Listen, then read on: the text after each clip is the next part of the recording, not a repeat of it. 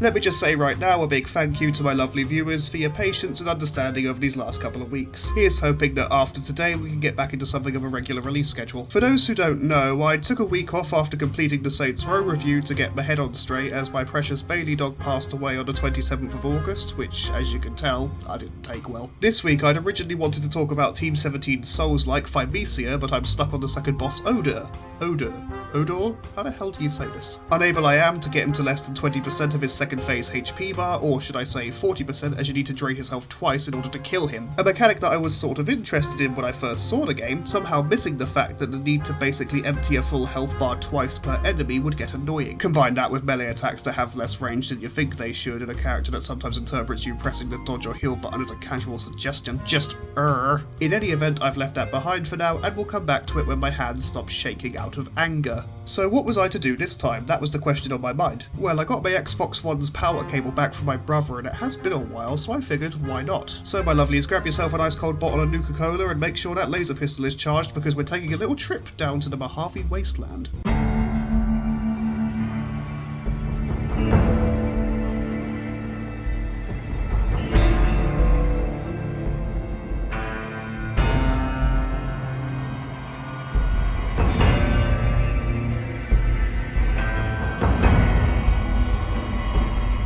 In 2008, Bethesda released Fallout 3, having bought the rights to the Fallout franchise from Interplay in 2007. Unlike the previous Fallout titles, which were isometric and turn-based, Bethesda's game was a full 3D action RPG. Though thanks to the VATS, or Vault-Tec Assisted Targeting System, it managed to maintain some turn-based elements, though it's more than likely that it was implemented in the way that it was in order to compensate for janky combat. And janky really was the word. Fallout 3 was plagued with issues, many of which never really saw a fix, from simple bugs to more serious issues like game breakages and full-on crashes. However, despite these issues, the game was still well received, sitting at a 7 out of 10 on Steam and a 4.6 out of 5 on Google. And I'll quite happily admit to pouring hours upon hours into this game myself. It might be an ugly, embarrassing mess on the surface, but if you can get past that, then you'll be met with the solid core of a decent story, interesting characters, and plentiful quests. Then, in 2010, Bethesda released Fallout New Vegas, which ran on the same engine, was full of recycled assets, and even more full to the brim with bugs, glitches, and ways in which the game can bollocks itself up. However, this time the game was developed by Obsidian Entertainment, not only a more competent studio than Bethesda, not that that's a fucking achievement, but one with team members who had previous experience with the franchise and who knew what they were doing. Sadly, like too many stories in the games industry, this is one of forced crunch and developers being dicked out of money that they were owed, but that's a depressing topic and one that I feel inadequately qualified to cover. For all I know, that payment issue could have been rectified by now. I kinda hope so. I will just say though, 18 months to develop such a large RPG is not exactly what I'd call an adequate amount of time. Though given all the issues, I'm impressed the game works as well as it does. I'm also impressed that I, as well as many others, still see this as the Fallout game to beat of the modern era. The best one, the one that we all love and worship, but what is it about this game that we adore so much? Well,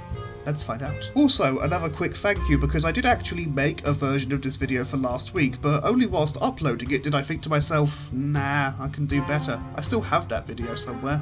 Might upload it later, we'll see. So anyway, the review, or actually first the beggy bit.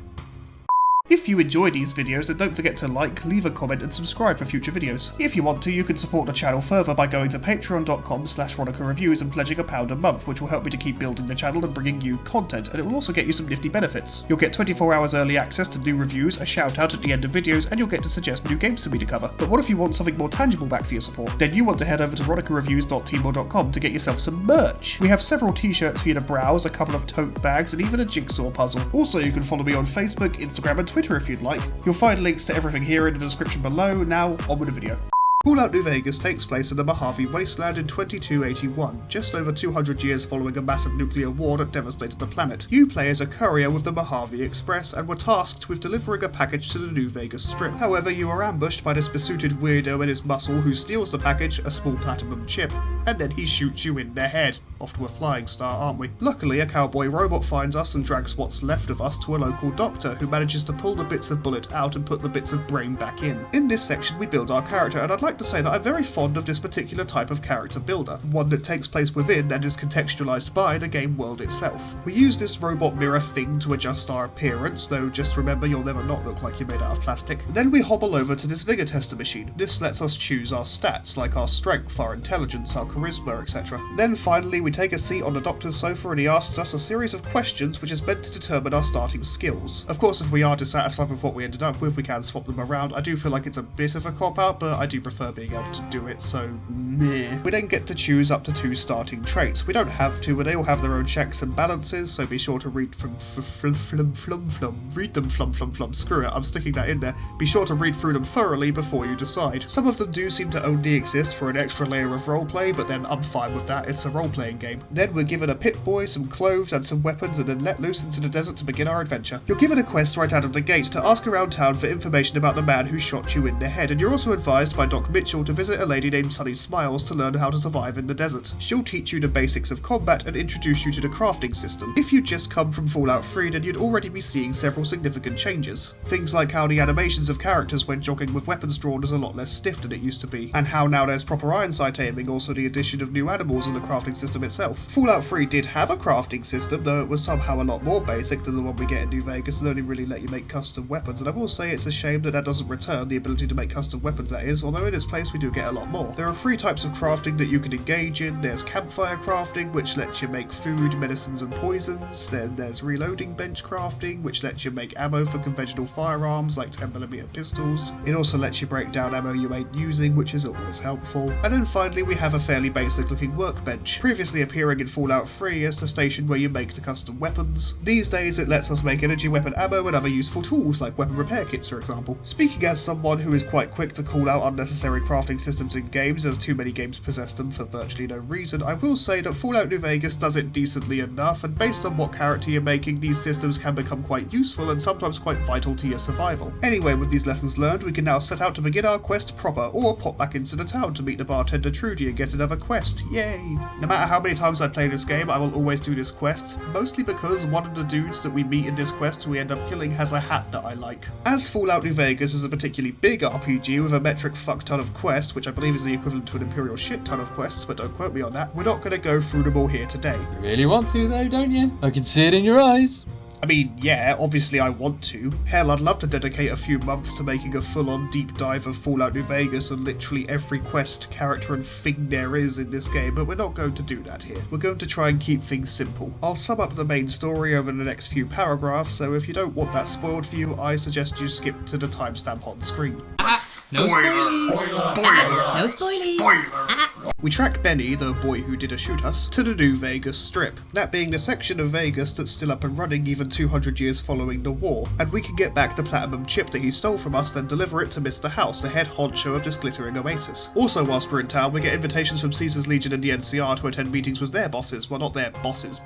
Well, the boss of Caesar's Legion. Anyway, don't worry, we will discuss the factions properly later, but basically we're here choosing who we'd like to support, as in the near future there'll be a massive battle for Hoover Dam, which is the thing that supplies the Strip and most of surrounding Vegas with power and lies on the border between Nevada and Arizona. Once we've chosen our preferred group, we then do missions to get smaller tribes on our side in the lead up to the Battle of Hoover Dam, or as I should be calling it, the second Battle of Hoover Dam. Depending on whom you supported throughout the game, the battle will turn out differently, but usually you'll be attacking from the west and will have fire support from the NCR. Even if you don't plan to go with the NCR for the end game, it's best to avoid shooting at their troops since the Legion is more of a pressing threat. At least the NCR pretend to be diplomatic after all. Or of course, if you're fighting with the Legion, then you get to just shoot the NCR anyway. But anyhow, that's the spoiler section over. That's where the main quest leads you. Alongside the main story, there are dozens of side quests that all tell their own little stories and contribute to the building of this world. Some quests are tied to factions though, so let's discuss those. Fallout New Vegas has quite a lot of recognised factions who you can build a reputation with. The big three are the NCR, that's New California Republic, who are a group focused on rebuilding the world to what it once was pre-war. Caesar's Legion, who are an army of misogynistic cosplaying lunatics who just want to burn and enslave everyone, charming bunch really. And finally there's the city of New Vegas itself, run by Mr. House, who really just wants the other factions to piss off and leave him to run his city in peace. You get to decide which faction that you'd love to support most in the long run, or of course you could just murder everyone and take everything for yourself, it's up to you. Completing quests and doing little acts of kindness for factions will improve your standing with them, and conversely, being a dick to them will make them not like you. I find this reputation system to be a much better system than the original karma system. Oh my god, I said system so many times. Fallout 3's karma system does still exist in New Vegas, it's just thankfully less important. In New Vegas, groups are far more interested in how you treat them and their own, not how much of a general goody two-shoes or nasty knickers you are. I don't know what the opposite of a goody two-shoes is. Or maybe I just prefer to step away from the binary moral choice, and you know me, I don't do binary very well. One thing to keep in mind though, if your reputation with any faction suffers too much, they will just shoot you on sight. But what happens if one of these factions basically considers you a terrorist and wants to murder you as soon as they see you, but you need something from within their territories? Well, you could go in guns blazing, or just get a hold of one of their outfits and disguise yourself. It won't fool everyone, but it will let you move with some safety. But do keep in mind that some factions will automatically hate you depending on what you're wearing, so this can wind up as something of a double-edged sword. If, for example, you wear NCR clothes in Legion territories, and it doesn't matter how many of Caesar's balls you've been guzzling up to that point, you're getting a machete to the genitals, my friend. Though talking about outfits, there were quite a lot added for Fallout New Vegas. We still get the basics like the Vault jumpsuits and the leather armor, the various Merc and Raider outfits, but we also get various faction armors and some nice reinforced versions of previously seen armor. That time I said armor too much. One of my favourite sets of armor in the game is the Mark II reinforced combat armor. It's a suit only bested by power armor in terms of player protection, and it also looks pretty badass. I like wearing the reinforced combat armor Mark II with the reinforced combat helmet Mark II and the rebreather you can get from one of the quests. I just think it all looks quite nice together, then put a 12.7mm submachine gun onto that. I don't know, it looks cool. Anyway, moving on. You can get more common Wasteland outfits as well, which is nice, and there's even a cool utility headpiece which I just mentioned a minute ago, the rebreather. It lets you breathe underwater and provides some protection without ever breaking. Speaking of breaking, both weapons and armor are subject to a durability system, which I will admit isn't implemented in the worst possible way. It can still be annoying, but there are ways to mitigate the issues. Some of the armors can be repaired with similar pieces rather than needing the exact same suit. Weapons can be repaired with kits, and unlike in Fallout 3, you don't need 100% repair skill to repair guns to their full health. Which of course is a good thing. I hate spending half of my goddamn playtime in Fallout 3 using a rifle held together with duct tape and prayers, but I think I've danced around this long enough. What about the weapons themselves? Well, Fallout New Vegas may have done away with many of Fallout 3's conventional weapons, no more assault rifle or combat shotgun, no more 32 or Chinese pistol, and a big fat farewell to the custom guns like the railway rifle and rocket launcher. But it made up for this by having over 100 weapons in the base game alone. My personal favourite additions to the arsenal are the lever action rifles and the pump action weapons like the hunting shotgun and the grenade launcher. I like them a lot because a lot of attention to detail went into animating their reloads and designing them to be able to fire and interrupt the reloads when you only need a few shots. I just love them. You can also get a 357 revolver that reloads one cartridge at a time as well, and again can be interrupted to fire when the needs dictate. I'd like to compare the various lever action rifles in Fallout New Vegas to the lone lever action rifle added by Fallout 4's DLC Far Harbor. It's an alright gun overall, but no matter how many times you fire it, it always reloads 5 cartridges. Fallout 4, how did you take such a massive step back? You can't even mod the lever action in Fallout 4 to hold more bullets, though I guess if you did, the animation wouldn't fucking change. Is this really the awkward segue you want to stick with? It works. So Fallout New Vegas also brought to the modern Fallout titles the ability to install mods on your weapons. The system is far more simplistic than the one we see in Fallout 4, which lets you turn a pipe pistol into a fully automatic rifle with a night vision scope and suppressor, but as a result of this simplicity, you don't have to spend hours combing the wasteland for a goddamn screw. Just head over to a general store or a weapon merchant and see what they have in stock. They're usually quite pricey, but I've never picked up a weapon mod in Fallout New Vegas that wasn't worth the caps. Adding a scope and some extended magazines could drastically increase the utility of the otherwise unremarkable 9mm pistol. Installing a longer tube and a forged receiver onto the cowboy repeater gives you greater ammo capacity and a gun that decays at a drastically reduced rate. Stick a suppressor on a sniper rifle to take out fools from afar without upsetting their friends, or install a scope and some focus optics onto a standard laser rifle to produce what is basically a potent semi-automatic energy sniper. There are of course a lot more mods available than just those. Many of them are fairly similar to one another but should not be overlooked. Something else to consider for combat are the alternate ammo types. Most guns have access to multiple ammo types like armor-piercing rounds and hollow-point bullets, and energy weapons can get overcharged cells, and these all allow you to stick with a weapon that you like. You don't need to carry around 10 different weapons with you just in case you happen across a deathclaw. But if violence isn't for you, then you can put all your skills into sneaking and speech and use that to get out of trouble. Back when I was on the PlayStation 3, I had a character named Gornut. Yes, it was imperative that you knew his name. Who was a silver-tongued smarty pants who could talk a Deathclaw down from a chip fit. In this most recent playthrough, from which I captured this review's footage, I was aiming for an energy weapons build. It wasn't quite as feasible early game because energy weapon ammo is rarer and more expensive, but now my late game character, who at the time of writing this script is level 40, can unleash hell with her hollow rifle as much as she pleases. Fuck, I'm killing Deathclaws with one well-placed shot to the tits.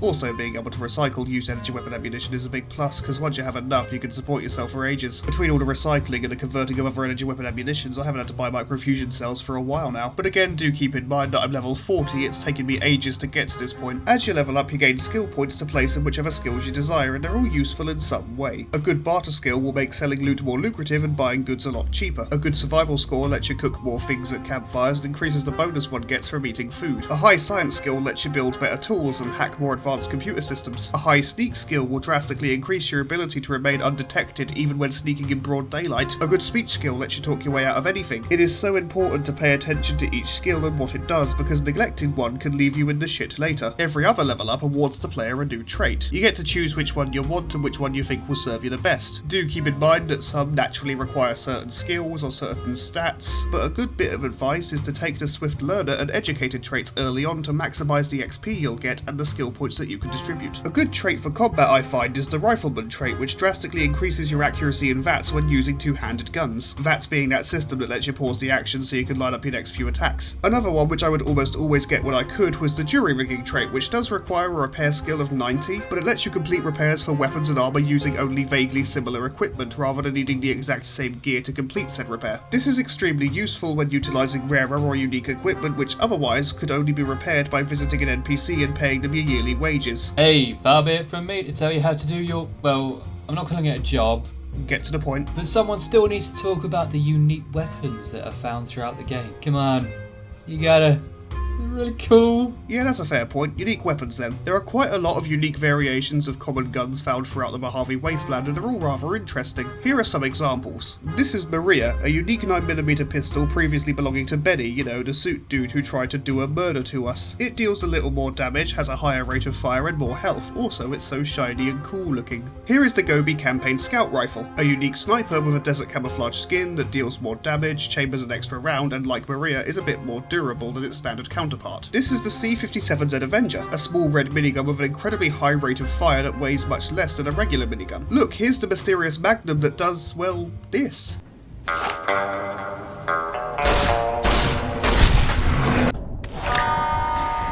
It plays a little tune when you draw it and holster it. I cannot even effectively express just how weirdly excited I got when I found that gun, and what's more, how weirdly excited I got when I found a unique lead pipe. No, I'm serious, there is a unique variant of the common lead pipe weapon complete with its own unique skin, and it's actually a pretty decent weapon, that's the fucked up thing. There are simply too many to cover here today, and that's just in the base game alone. But it's another side of just how much work went into making Fallout New Vegas so interesting and rewarding to play. Who knows what you'll find. And I haven't even spoken about the companions yet. There are 8 companions that you can find, and they all have their own unique personality and fighting style. My 2 favourites were Ronica, the Brotherhood of Steel Scribe you can meet at the 188 trading post, and Lily, the super mutant from Jacobstown who thinks that she's your grandma. She's fucking adorable. All companions have their own unique little quests. Completing them will unlock a unique trait for that companion which will increase their effectiveness in combat. A good example is Veronica. She gets a trait that basically increases her base armour, making her harder to kill. You can also use a convenient companion wheel to issue quick instructions like using a stim pack or accessing the companion's inventory if you want to swap gear, and among many others, this is one of the things that Fallout 4 ditched. I mean,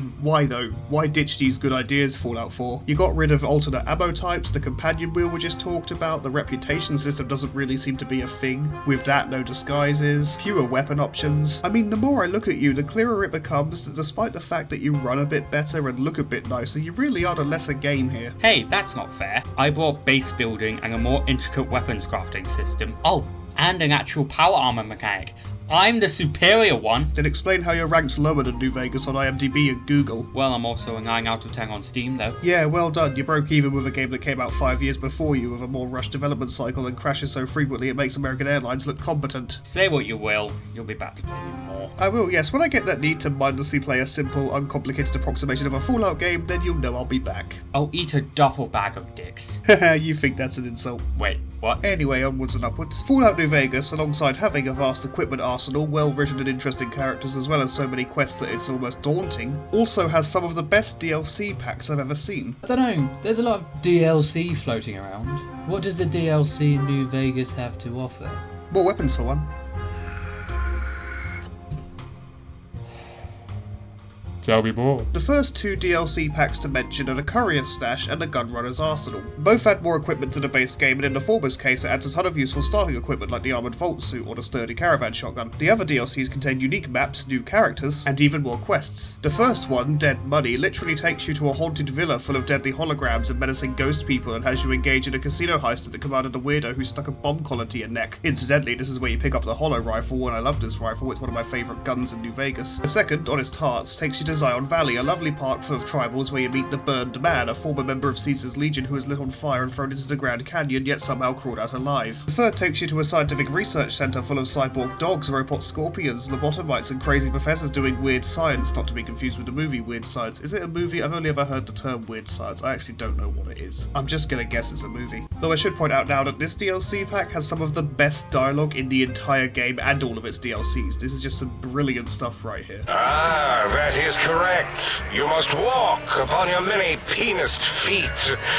much slower than our advanced hovering robotical frames. The final DLC takes us through the Divide, which is a city that was recently devastated by subterranean nuclear blasts. It serves to fill in a lot of our characters' backstory, because obviously we don't know who we were before we delivered the chip, and it's quite nice to hear all of this and find out that we had a whole life before we were shot in the head. These DLCs are all more than worthy of a dedicated video each, so that's all the detail I'm willing to give on them right now, but I will add that they're all genuinely really good, and again show off the dedication and talent of the development team. Let's now talk about Hardcore Mode. Hardcore Mode is the game's optional survival mode, adding the need to eat, drink and sleep to keep your character healthy. It also makes your primary healing tools like the Stim Pack and the Radaway, which work to heal you and cure radiation respectively, work over time rather than instantaneously. You also will now have a harder time curing broken limbs as you need to go to an actual doctor, you can't just sleep it off, and you need to be careful about what you eat and drink. If you're in the middle of the desert and dying of dehydration, don't go pouring several bottles of cola down your throat because it's not going to help you much. In hardcore mode, your companions can be killed permanently rather than just knocked unconscious if they take too much damage in combat, so you have to be really careful with them. Also in this mode, your ammo has weight, limiting how much you can carry at any given time. The fact that this mode is optional is the first point of praise, because had it not been, I know I would not have been so keen. The fact that this mode is also decently implemented and not too demanding of the player is icing on the cake. A survival mode should be about adding an additional layer of challenge, not turning the game into a babysitting simulator, and Fallout New Vegas knew this. I only really play the game on hardcore mode these days because I rather enjoy the way it changes the game. Hell, it completely alters the way you interact with one of the DLCs, but again, that's a topic for another day. Though as much as I'd love to simply keep praising the game, we sadly cannot ignore the issues that are present. You've no doubt seen some of these issues in the footage that I've displayed here. Fallout New Vegas has a big problem with draw distance and pop-ins, so much so that you could be forgiven for mistaking this game for some indie trash that you'd find on Steam. Sometimes your character will just become frozen in vats, so you'll have no control, just forced to watch until the game finally cancels out of vats or until your character is killed. In general, the bugs are frequent, with objects and enemies clipping into one another frequently, or sometimes just falling through the floor entirely. AI pathfinding can be fucking terrible at times, you'll sometimes just see NPCs walking into walls over and over again, and a dialogue assignment can be rather fucky sometimes. Most NPCs share the same few voice actors, with no real effort made to distinguish the different characters on the voice actor's part. The graphics are fucking awful, and that's coming from someone who doesn't give a shit about graphics as a general rule. Oh, and that line earlier about crashing wasn't a bit, the game crashes a lot.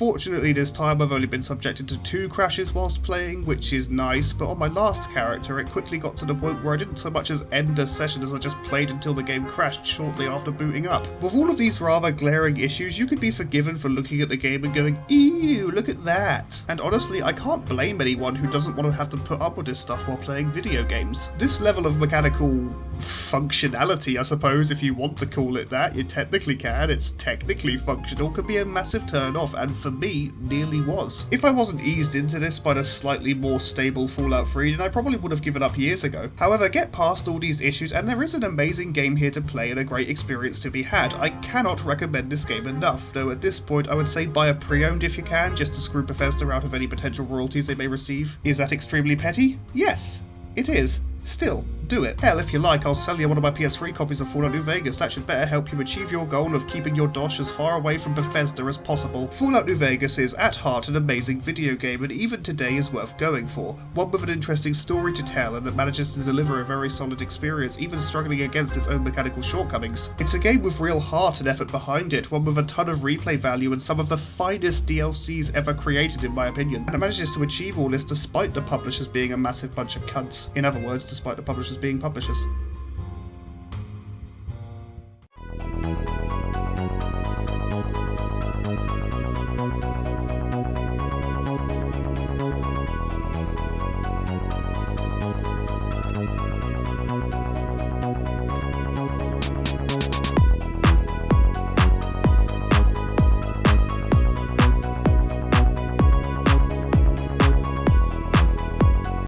Is this really the awkward segue you want to stick with?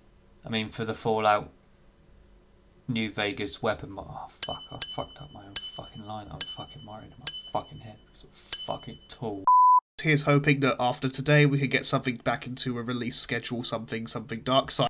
Someone needs to talk about the unique weapons and where they're fucking wanking.